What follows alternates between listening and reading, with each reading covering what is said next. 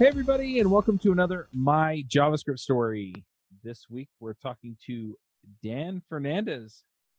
Hey, how's it going? Now, are you still working for Microsoft? I am. I am a principal group program manager, which means I'm, I don't know what I am, a paper shuffler right now, but that is my official title. This episode is sponsored by Sentry.io. Recently, I came across a great tool for tracking and monitoring problems in my apps. Then I asked them if they wanted to sponsor the show and allow me to share my experience with you. Sentry provides a terrific interface for keeping track of what's going on with my app. It also tracks releases so I can tell if what I deployed makes things better or worse. They give full stack traces and as much information as possible about the situation when the error occurred to help you track down the errors. Plus, one thing I love, you can customize the context provided by Sentry. So, if you're looking for specific information about the request, you can provide it. It automatically scrubs passwords and secure information, and you can customize the scrubbing as well. Finally, it has a user feedback system built in that you can use to get information from your users. Oh, and I also love that they support open source to the point where they actually open sourced Sentry if you want to self-host it. Use the code devchat at Sentry.io to get 2 months free on Sentry's small plan. That's code devchat at Sentry.io. Nice. And I think we met at a Microsoft Kinect, if I remember right. A couple of years ago. That's right. We were just starting our journey towards reimagining docs.microsoft.com. Since then, we've launched Microsoft Learn, kind of a new thing that has a bunch of things that we tried to do to really enable interactive learning via the web that we can talk about as well. Nice. Yeah. Now, that was in New York City. Are you from New York, or are you from Washington, or somewhere else? Yeah, so I'm actually based in Redmond, Washington. We say Seattle, right? But Microsoft headquarters. So I go out to events every now and then, probably a couple times a year, to either speak at conferences or meet with customers and things like that. Gotcha. Sounds good. You're going to make it out to Microsoft Build, or is that less? Yeah, I think the hard part about it is it's actually nicer to go to conferences when they're not in your home city. That's true. Yeah, because it's like, well, you're going to make it home for dinner and you got to pick up the kids from here and all of that stuff. When you're away, you can just kind of focus on the conference as opposed to all the other things that you have to do in your real life. Yeah, I went to a conference last week. It was a Ruby conference up in Salt Lake City. And yeah, I was getting texts from my wife. So, are you going to be here for dinner? Yeah. Right? And I'm like, I don't know. Yeah, it's tough. Yeah. A lot of the other conferences are not here. And so, yeah, it's just, okay, I'm going to call you on FaceTime. And after a half hour, everybody's done. And, I can get on with whatever I'm going to do here. Absolutely. Yeah. Definitely more convenient. Cool. So you're still doing learning and documentation over there. Yeah. Really kind of thinking about kind of the future of website experiences for those things, including some of the work that we're looking at for how do we just basically help communities collaborate, which is some of the other stuff that we're just starting to look at. Cool. Well, I think we're going to dive into that a little bit later. But to start out with, generally, we kind of do the catching up bit, and then we get into your story, getting into code and things like that. So, let's roll back a bit and talk about how you got into code. Yeah, as a kid, I started programming. I actually went to a programming camp doing a basic, and I was kind of hooked. I was like, this is so cool, just doing basic programming and copy pasting code, which I still do. Out of books, like, hey, here's how you do this, here's how you do that, and really basic graphics. So one thing that I remember was, I think it was in high school, I started sending, I found out how to basically write to the network printer. And, I was sending like insults to a friend, but in a go-to loop. So the teacher had no idea what was going on. She assumed like the thing was hacked and like she, kept trying to figure out what was going on. I got sent to the assistant principal's office, and it was me and a friend. And he was the guy from classic New York guy. Is like, all right, so which one of you did it?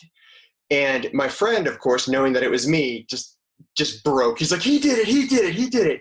And he's like, okay, you can leave.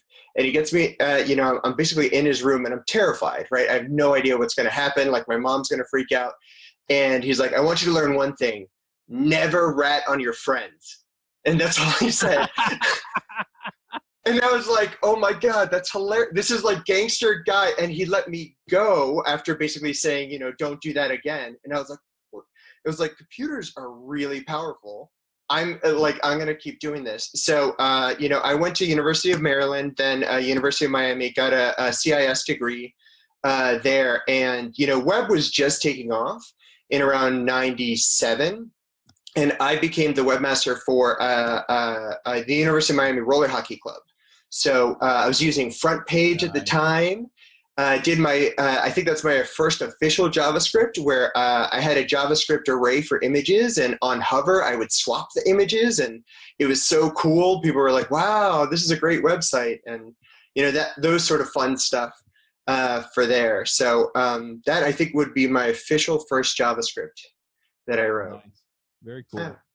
Yeah, and it's interesting too. I've talked to a lot of people that have gotten in as younger people. It's like, oh yeah, computers, right? And that kind of carried them through.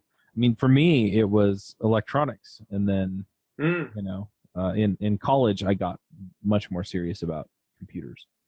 Right. But yeah, you know, it's there are so many ways to come in, and it's just so interesting to see how, you know, all of that kind of carries through as you learn stuff. And yeah, the go-to loop, I remember writing some of that stuff. Yeah. But yeah, so. Yeah, so I mean, in college, it was just kind of interesting because we took some classes for things like COBOL, right? Which was like just the opposite of. You must be older than I am. 1998, I graduated. So yeah, so I mean, from high school. Yeah, that's 1998 is college. Yeah, so. But I got an internship at Pratt & Whitney doing their intranet, which really helped me get kind of basic web page editing. And I think that, honestly, the hardest part, and I still hear this from a number of people that I mentor, is getting that first job. Like the second you can kind of have that hands-on experience with that first job, it just makes everything that much easier. So once I had that, I worked for IBM after graduating college. Went into their consulting services and this was during the Y2K days. So we were working for the District of Columbia government. And just to give you an example, the District of Columbia government was so behind in Y2K, they actually had a 60 Minutes episode talking about the state of Maryland, which is right next door, and how perfectly prepared they were, and how the District of Columbia had done basically nothing. So it's funny because I still show up in B-roll when they're like doing the loops of people working on the product. There's like me and our team working on stuff. Yeah, so we did a bunch of web pages, and at the time, things like using MapQuest and JavaScript, and it was funny because they said you can't have anything dynamic. So we had to dynamically load, almost like a preprocessor you do today. Literally save the image for each MapQuest area for the maps. Save dynamic charts from Excel as JPEGs, and then move them all over. So just to make sure there's no kind of security issues or anything else. Wow. So yeah, so that was fun. And then you know, you get to work on a bunch of other projects. So SonyStyle.com was Sony Electronics, their first entry into like direct to consumer purchasing for their website. You know, this was on like CNET when it first came out and stuff like that. And you know, I'm pretty sure it still exists today, but you know, we were working on things from everything on the JavaScript side to dynamic menus to pricing wizards and things like that. So that was a lot of fun. And PriceDrive.com, which is a now dead startup, which was trying to basically be a reseller for cars. So if you go to a Ford dealership and you bring a Toyota, the Ford dealership doesn't want to buy the Toyota, but what they'll do is just resell it to another Toyota dealership, right? So it's like dealer to dealer. Hey, look, this person wants to go in. I don't want them to walk away. Will you buy this car? And that's where I think we started to see things like, we did, I remember coding, it was the dynamic JavaScript arrays using an API where you send in Ford, and then based on that array size, it'll tell you, is there Ford Explorer, Expedition, and Mustang? Right. And, you know, dynamically change the list. You know, if you hit Toyota, you'd see Camry and Corolla and so on. And then the trim of vehicle to give you kind of Kelly Blue Book value for all that stuff, all using kind of JavaScript at the time, which was kind of killer. and then making it work on a compact iPad, which was kind of the first mobile web app and web development, using like one of those portable cards. It was like this thick. That's about an inch and a half thick stuff, but it did actually work. I think the hard part was we also had to build WML pages, which were for like, the Nokia T9 pages, and, Right. and that was painful, but we kind of got through it. So. It's interesting. I'm a little curious, JavaScript back at that time. We're talking what, early 2000s? Yeah, early 2000s. So, I mean, I remember, so I got into web development around 2003-ish. Mm-hmm. And JavaScript was extremely painful. Like, I never would have thought that I would say that I did JavaScript, let alone that I enjoyed doing JavaScript, right? Right. Was that kind of the mindset for you, or were you really kind of digging what you were doing there? So I think to this day, there's kind of this love-hate relationship with JavaScript, right? You're like, when it works, it's fantastic. And when things are going wrong, I think that it's really hard. The early days, the hardest part was, and again, I sound like the old fogey. Kids these days are spoiled with debuggers. And even just so true. Like the browser, having browser dev tools, whether it's changing things in the DOM or changing CSS styles or, that stuff, it was just painful, where you'd kind of have to alert your way to freedom, right? So it's like a dialog box. I'm inside this thing, but this thing is null. Why is this thing null? I have no idea. So I think that was just kind of a painful thing. And JavaScript reuse just really didn't happen. It was very much a copy-paste world. Frameworks, I don't really remember a ton of frameworks at that time. jQuery became popular probably a little after that for all the things that we wanted modern things to do. And now you look at it and people are like, oh, you're still using jQuery. And different teams are actively moving away from jQuery. But I think that's the other thing, which is, if you're a JavaScript developer, the skills you learn today can do basically anything, whether you're talking React Native or, if you look at Electron apps, right? Yeah. So Skype is Visual Studio Code, Slack are all Electron JavaScript apps. Those are things that we wouldn't have thought of before as kind of a JavaScript. So learning kind of those fundamentals help build the way forward for that. Yep, absolutely. It's funny. You said the still using JavaScript. I've gotten that a couple of times, or still using jQuery. Yeah. I've gotten that a few times because, I'll just throw together an app and I'll just drop jQuery in it because I don't want to build the infrastructure to run Angular or React on it. Right. And and then I get you're still using jQuery? And my answer is, yep, and it still works. Yeah, exactly. Even Bootstrap, the latest version that they're going to come out with, Bootstrap 5, like one of the explicit design decisions why it's taking so long is because they're moving away from using jQuery. Yeah. So, and people are like, dude, if it works, but there are things that you'd say, I love, being able to do really simple selectors in jQuery. So there's been some libraries that people basically built, hey, just the selectors from jQuery to make things easier. So, to each his own, but sometimes if things work, it works. Yeah, well, the other thing is that I have found very few collisions between jQuery and something like Vue or Angular.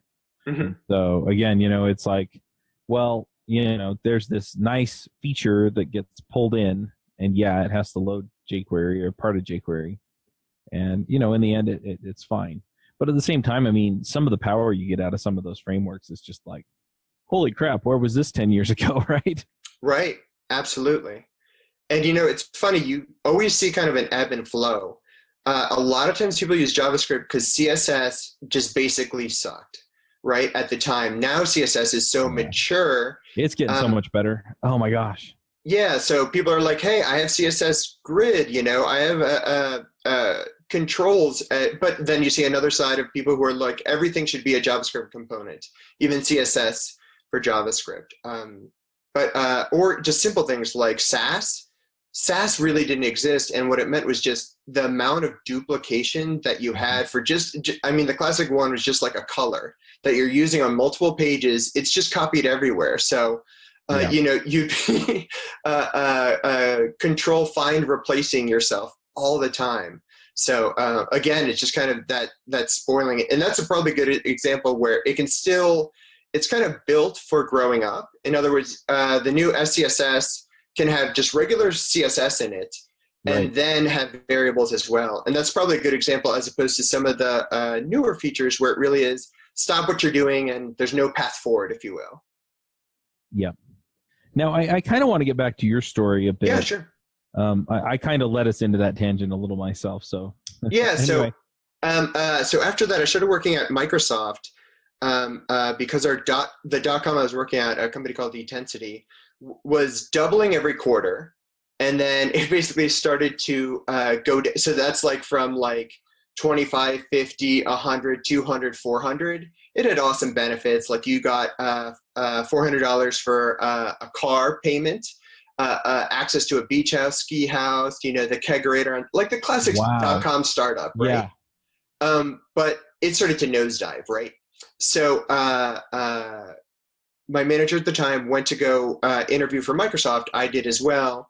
I got a job working in DC out of the local field office for Visual Studio, BizTalk, and SQL Server. And at the time, it then became what were called developer evangelists, which was, hey, how do we kind of show the developer community for this thing called .NET? About a year and a half after that, I went to go work at corporate to work on the Visual Studio product itself. I was the C# product manager, the third C# product manager when C# was, you know, 1% to 3%. And now, I don't know, it's probably top 5 languages, depending on what measure you use for it. But at the time, almost nobody was using it. So we tried to do everything to get folks internal and external to, you know, use C# as kind of the language for .NET. And as one of the big things we did was build a new product. So Visual Studio was always for like professional developers. And I ended up leading a team for Visual Studio Express. And Express was not for the professional developer, right? It was for, if you're a student, if you are a hobbyist or somebody just building your own website, you don't want to necessarily pay hundreds of dollars for a tool. And the other key thing we wanted to do is make it free, make it available for the web, because the old product was like 4 gigabytes, right? The first versions that shipped were 50 megabytes, and 20 of that was the framework. So we had to get a massive tool into a really small download size. Otherwise, people just would, you know, not do it. And at that time, even download speed for 50 megs was still a lot. And this is the very first version shipped in 2005, but we probably had our first demo version like 2003, 2004. And, you know, and there was a huge internal battle because Microsoft, even back to Bill Gates, had this open letter to hobbyists when BASIC came out saying, you'll kill the software industry if you make this free, because people were basically pirating BASIC. So there was, and there's a whole Visual Studio documentary that goes into this, actually, from interviews with a number of people like Anders Heilsberg, who was the C# creator, and also now TypeScript, the JavaScript with OO concepts. But, you know, we shipped it, and that included a number of products. One of them was Visual Web Developer Express, which was how do we make it really easy for people building web apps. And some of those were client apps, some of those were server apps, and so on. And as part of that, we started a new project called PopFly. Did you ever hear of PopFly before? PopFly, that does sound very familiar. Yeah, so this was, you know, during the Web 2.0 days. And one of the key things we wanted to do was have an interactive way, just using your browser, to build apps, mashups, and web pages. So the idea being like, one of our classic examples was a way to call Flickr APIs with these things called blocks. So the Flickr basically, and building a block was just JavaScript, right? It was, these are the inputs that I can take, which is a search term or, you know, a specific value, say a tag on Flickr. And then outputs, which is what you're going to return to me, which is like the search results. And then you can connect that with other things like a map. So, hey, let me see a real-time view of Flickr plus images on a map, for whatever search term I'm looking for artists or graffiti. And then you see this, live interactive map that you can zoom in and zoom out. And you can kind of do this with no code. And it enabled everybody like to have these blocks, and that could be like searching. Dig was popular at the time. World of Warcraft, so you could find your player information, photos, stocks, contacts, news, etc. And that was a lot, very interesting, just from the things we were trying to enable, which is really democratize programming, right? So if you think about kind of the Visual Studio Express tools, and this PopFly went from kind of no code to people that actually do want to code, and also enable kind of that community of creators to build JavaScript blocks that they could easily just basically drag and drop and connect stuff to. And it kind of is kind of the if you squint, it's the Unix way, which is just build a block that does one thing, but have it designed so it can be piped from one item to another item. And these days we one of the closest equivalents is probably IFTT, if this then that. In terms of being able to take a source and then do that. So that had events and a number of other things. And then ways to visualize that with either JavaScript, HTML, or with Silverlight, which was kind of a big internal push at Microsoft at the time. I think the other thing that was really interesting for JavaScript developers is there's a number of scenarios where we had to get around things and actually call JavaScript through a proxy on the server side, right? Because I don't necessarily have the permissions to be able to send something from my machine to that, because everything has to be kind of server-side, and some of the permissions that JavaScript has to be able to do those. So we had to do that and try and do that in a secure and kind of compliant way for people to be able to reuse and filter data, which is certainly kind of enabling JavaScript developers. And the other big one was we actually enabled free hosting of HTML, JavaScript, CSS, images, and XML files, right? This was, maybe a good example might be like GitHub Pages, but also with kind of Java. So basically everybody got a free place to host their stuff.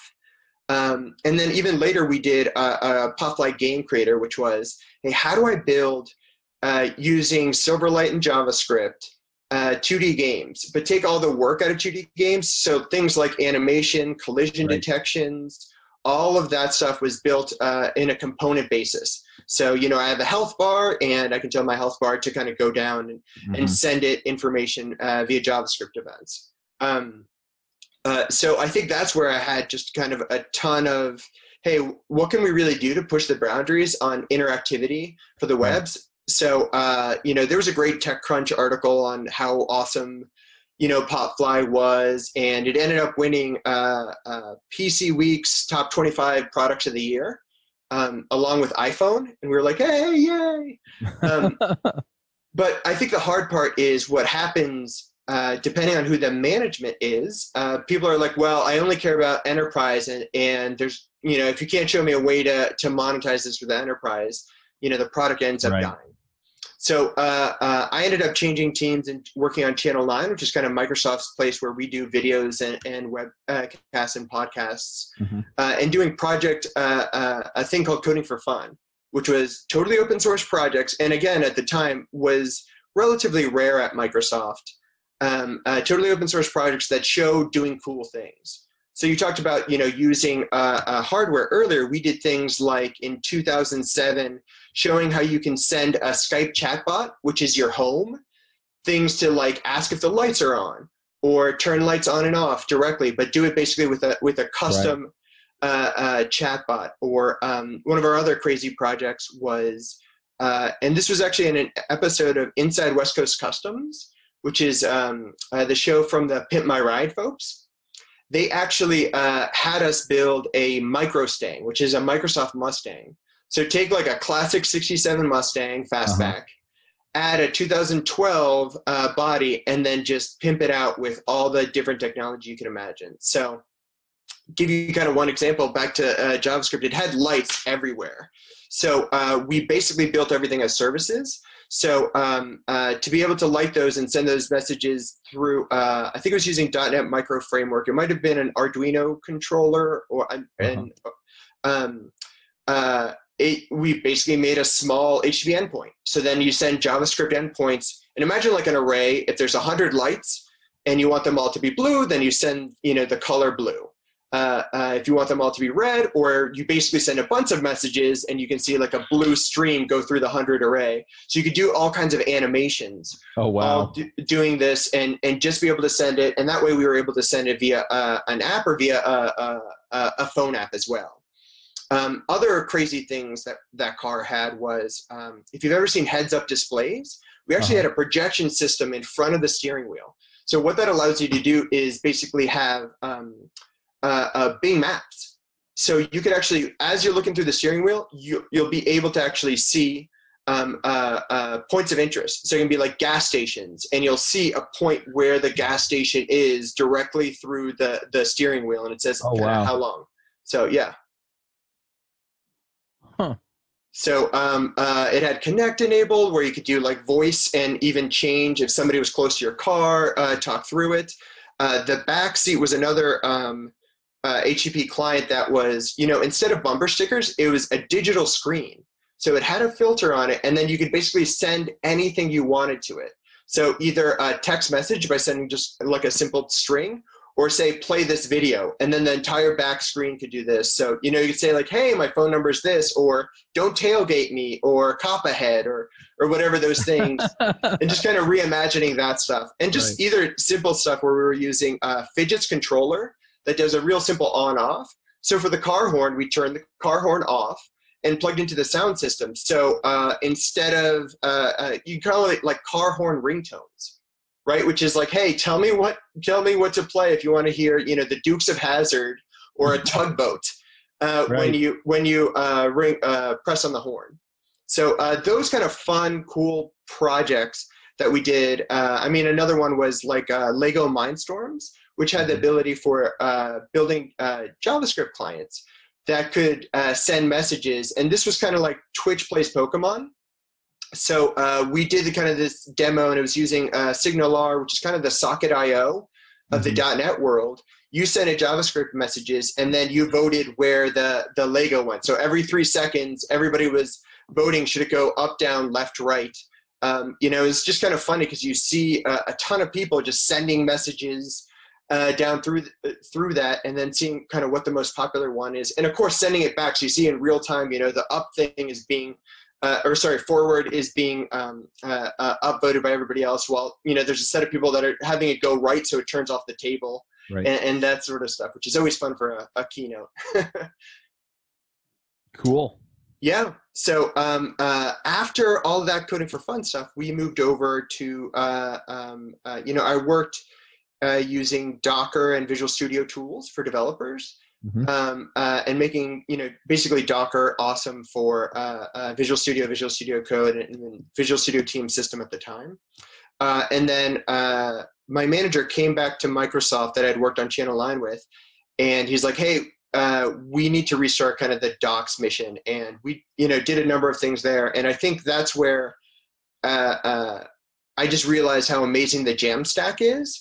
And JAMstack being JavaScript, APIs, and markup, which is, we started with a tool called DocFX, which is like Jekyll and like Hugo, a client-side way to build.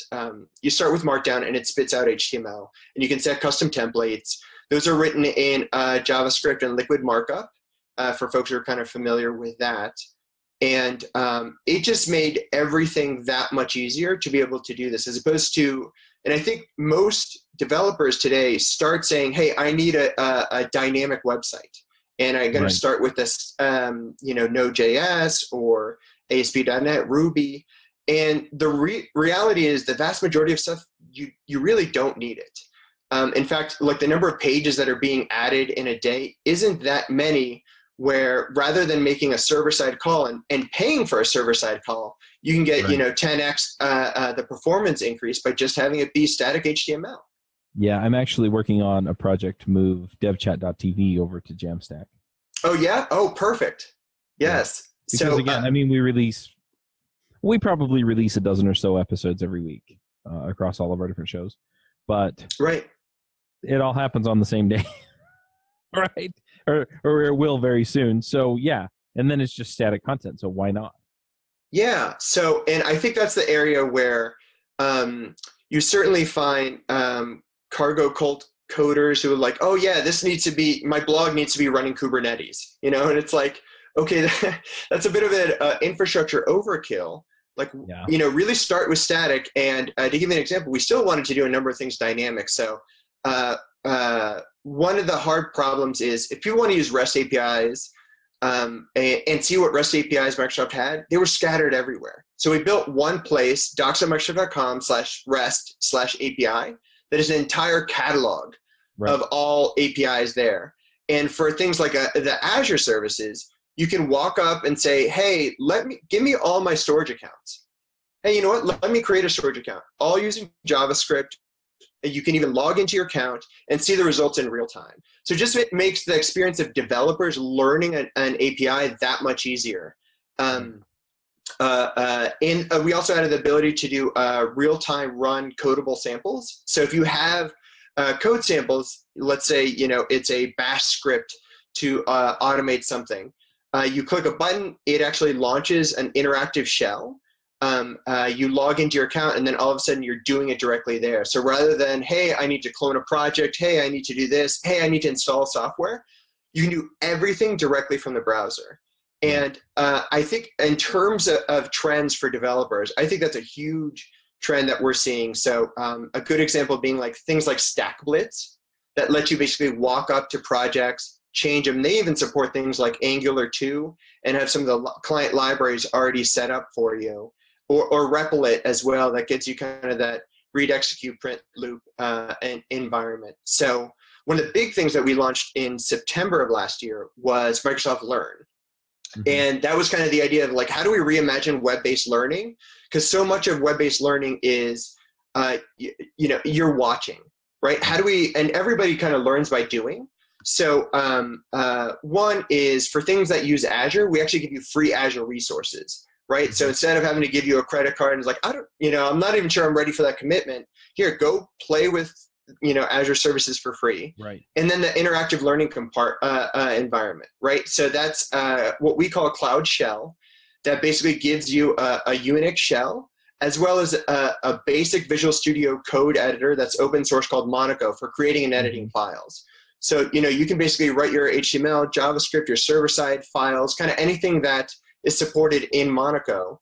Right. It includes client-side compilers. You can install different things and so on. And that way, rather than you having to download things or, hey, I can't get, for folks who work on Python I have Python 2.7 and 3.5 and or 3.7 and I have no idea why they're not working together, which is kind of a common thing. You now have kind of a set environment where everything's already configured so you can worry about your code.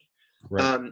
And I think the other cool thing that we did there was the ability to do achievements. So when you're kind of learning, it's like, did I really complete it or not? We obviously have things like quizzes, which are just multiple choice. And one of the things we wanted to do, even just with the quizzes, rather than worrying so much about getting it right or wrong, is when you do get it wrong, you'll see why and what the reasons why, because it's more important to learn than to be right or wrong. And kind of that philosophy there. And then for the achievements part, we actually, when you do something, we deploy and monitor your app. Like, hey, you only unlock the achievement if you deploy your app correctly. We'll actually monitor, see if you deployed it correctly. And if you did, then you unlock the achievement, which is kind of the, hey, I actually did my homework. And now, if somebody has that achievement unlocked, they've actually learned that specific part. Right. That's so cool. Yeah, and I think the big thing is obviously just, when you think about the scale of things like Docs, you're talking over 100 million page views or 40 million unique customers a month.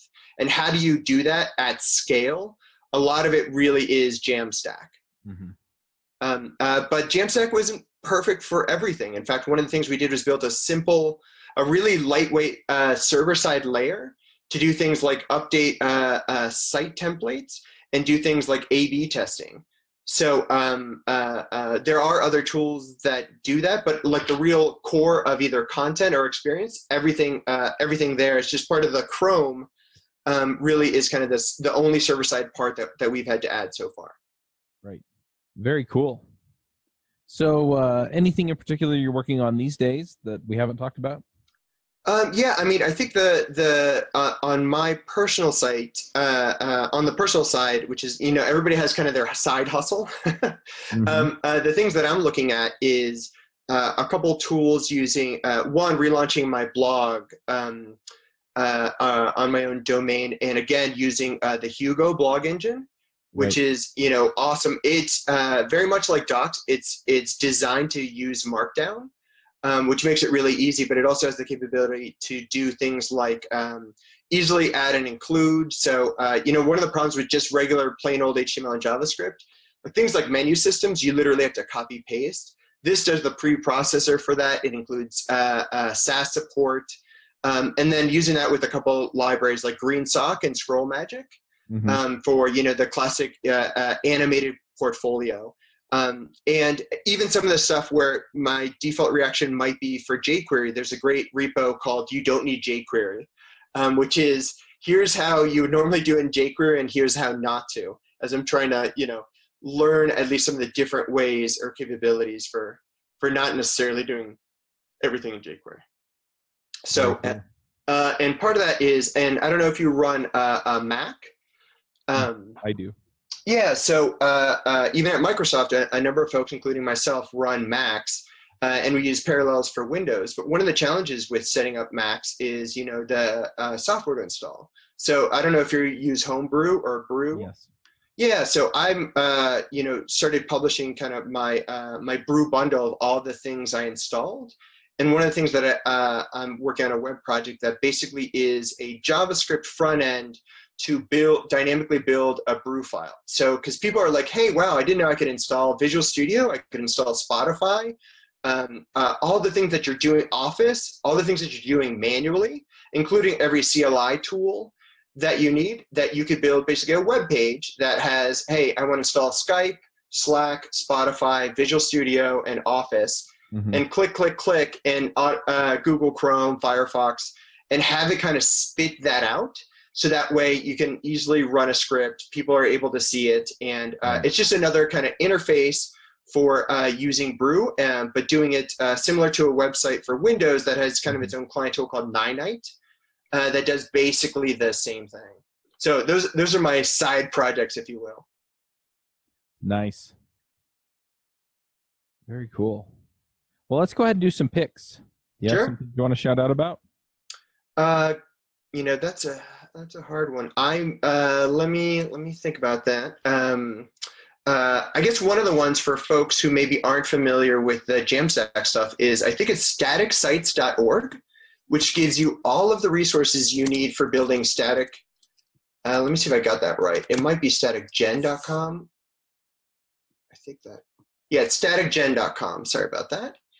But basically that gives you the list of all the different projects that you can use to help build static sites. If you're looking to get started, that's a great resource to at least see, and even some of the stuff around CMS tools as well.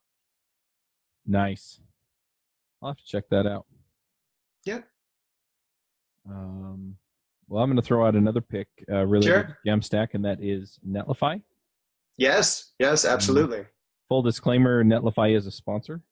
Oh, great. Yes. Sarah Drasner, who just announced today that she is, well, actually, I don't know when this is going out. Never mind. So, but she's, yeah, just ignore what I said. It's not going out for at least 2 weeks. 2 weeks? Okay. I can get the exact date, but okay, yeah. So if you can put it out a couple weeks later, she is going to work with Phil Hawksworth to do evangelism advocacy for Netlify. So, but I don't think she's disclosed that, which is my bad. I think she was going to do it in like 3 weeks. So, but it's probably just an example of like Netlify's going to have huge growth, and I really think static sites are taking off. Yeah, we had Phil Hawksworth and Divya Sasidharan on JavaScript Jabber in January is when that episode went out, and we were talking about JAMstack, and then I need to check the date on this, but we just recorded another episode. Looks like it'll come out on May 7th, which is right around the time that this one will come out. Okay. From what I can tell. In fact, this will come out a week after it, I think. Okay, perfect. A year after Dan Shapir and Sean Clabo. And Sean's episode comes out on May 7th. So, yeah. Okay. So you're 2 weeks after that. So you'll be May 21st. So, folks, as you're listening to this, 2 weeks ago, we released another episode with Gareth McCumsky. And he actually on the show talked about going to work for the serverless framework folks. And we talked about how to use serverless with JAMstack. And so that's some interesting stuff. I know that Netlify has some stuff coming down the pike because they are trying to schedule a time to demo that with me, and I have no idea what it is yet. So yeah. So we'll see how that all goes. But yeah, interesting stuff. So if you're looking for a resource, I highly recommend that. And yeah, you can check out those other episodes as they come available. Sweet. But yeah, the JAMstack stuff is really, really great. And as I dug into it, just to kind of give people a little bit of perspective, I guess, on why I would go with JAMstack, because, devchat.tv is a podcasting website, right? And most people are using WordPress for that. And I've been using WordPress off and on for several years doing the podcasts. Mm-hmm. The issue that comes up is that I wound up installing more and more and more plugins to do more and more and more things, right? Mm-hmm. And really all I need is, a certain level of certain things in order to, make it work. And so I found that a lot of those I could just pull in with a JavaScript library or a third-party service that has a JavaScript plugin, and then the rest of it, is just static stuff. And so I just have fields that go on every episode, and I'm working on getting them all tagged and everything like that. But yeah, the only concern I have with it is that I'm using a system called 11DJS, and like a lot of the rest of these, I've used Jekyll. In fact, I'm still not sure why I didn't go with Jekyll because I'm an old Ruby hacker. But is that my show notes folks will either have to learn Markdown or I will have to find a system that will translate it for them in the rich text editor. So yeah, so as kind of one example, the Netlify CMS, which is that's what I'm using. Site agnostic, actually has a option for WYSIWYG that you can basically switch and do kind of the back and forth. So, for those who don't like it and want to see what it actually output, you can, of course, just quick, preview that. And that's been one of the keys for us, too, for using Visual Studio Code for Markdown editing. And we're talking, just as one example, the Azure repo in GitHub is now the #2 repo in terms of growth for users. And one of the reasons for that is because all those pages are editable. #1, it's Visual Studio Code. #2 is the GitHub repo for a documentation repo. And that's also because we added GitHub issues using a tool, another free JavaScript. In fact, the developer of it works on our team, Jeremy Daniel, called Utterances, which allows you to use GitHub issues as kind of comments. So instead of using, there's third-party tools where you add a JavaScript API for chat at the bottom of pages, and there's a number of tools that do this. Utterances just basically uses the same thing, but the back end, if you will, is using GitHub. Oh, nice. GitHub issues. So that way you can kind of have conversations, threads, emojis, reactions, and so on. And it's super fast. Yep. Very, very cool. Well, one other thing I'm going to throw out there is that I will be at Microsoft Build again, doing the same kinds of things that I was doing when I met Dan here. And I know this episode goes out after Build, but hopefully I ran into you there and we got a chance to chat. Yeah, that'd be awesome. All right. Well, I'm going to go ahead and wrap this one up, but thanks for coming, Dan. Yeah, absolutely. My pleasure. And I will see you at Build. Yeah, absolutely. All right, folks, we'll wrap it up and we'll catch you all next week. Bandwidth for this segment is provided by CacheFly, the world's fastest CDN. Deliver your content fast with CacheFly. Visit CacheFly.com to learn more.